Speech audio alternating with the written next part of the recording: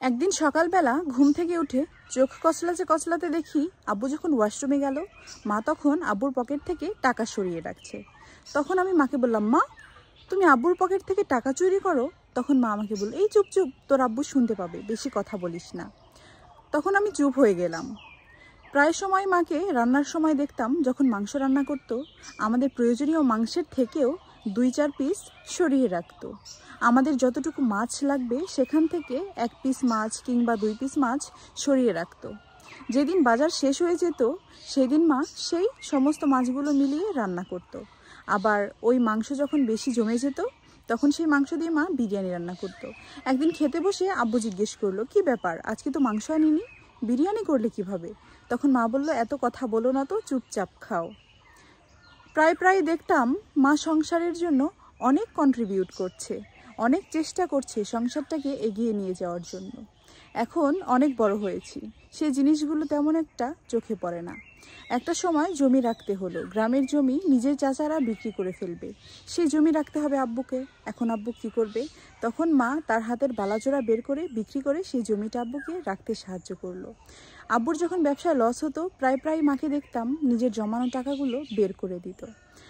আজ আমার বিয়ে, অনেক বড় হয়েছি, মা একজোড়া কানের দুল নিয়ে এসে আমাকে দিলেন এবং বললেন, এটা আমি তোমাকে উপহার দিলাম। মা বাবাকে ছেড়ে চলে যাব, এই কষ্টটা তো বুকের মধ্যে আমি আর চেপে রাখতে পারছি না। মা রুম থেকে বের হয়ে যাওয়ার পর বাবা আসলেন, হাতটা ধরে আমাকে বললেন, অন্যের বাড়িতে যাচ্ছ, মানিয়ে গুছিয়ে নিও। সেখানে তোমার নিজের বাবা মাকে পাবে না, কিন্তু যাদেরকে পাবে তাদেরকে নিজের বাবা মায়ের মতোই ভালোবেসো, তেমন সম্মান করো। তোমার মা ছোটবেলায় তুমি যখন দেখতে যে আমার পকেট থেকে টাকা সরিয়ে রাখতো, আমি সব সময়ই জানতাম যে তোমার মা আমার পকেট থেকে টাকা নিয়ে রাখবে, তাই আমি সব সময় 50 টাকা, 100 টাকা কিংবা কিছু খুচরো টাকা বেশি রাখতাম, যেন তোমার মা সে টাকাগুলো সরিয়ে রাখতে পারে। ব্যবসায় অনেকবার লস করেছি, তোমার মায়ের শখের গয়নাগুলো বিক্রি করে আমাকে টাকা দিয়েছে, অনেক কষ্ট পেয়েছে, নীরবে কেঁদেছে, সেটা আমি বুঝতে পেরেছি। তবুও সেই মানুষটা আমার হাত ছাড়েনি। সংসার নারীদেরকে টাকা উড়ালে চলবে না, হতে হবে হিসাবি, চিন্তা করতে হবে নিজের সন্তানদের, নিজের স্বামীর ভবিষ্যতের কথা।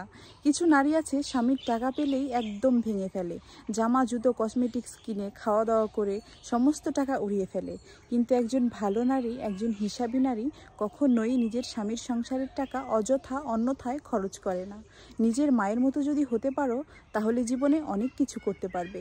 নারীরা সংসারে টাকা সরিয়ে রেখে কখনো সেই টাকা বাবার বাড়িতে পাঠায় না। একজন লক্ষ্মী হিসাবী নারী সেই টাকা দিয়ে নিজের সংসারে উন্নতি করার চেষ্টা করে। নিজের মায়ের মতো হতে পারলে তবেই তুমি সংসারে উন্নতি করতে পারবে। সকলের চোখের মনি হয়ে থেকো, কখনো অপচয় করো না, কারণ যাদের পেছনে তুমি অপচয় করবে তোমার বিপদে তারা এগিয়ে তো আসবেই না, বরং বিদ্রূপ করবে।